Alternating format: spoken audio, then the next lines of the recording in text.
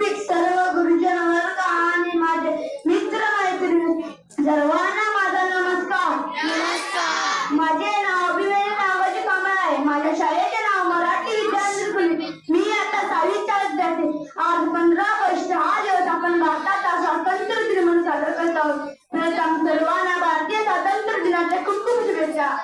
आज राष्ट्रीय सण आहे। या दिवशी 1947 मध्ये आपला भारत देश इंग्रजांच्या गुलामीतून मुक्त झाला। आपला भारत देशाला स्वातंत्र्य मिळवून देण्यासाठी अनेक शूरवीरांना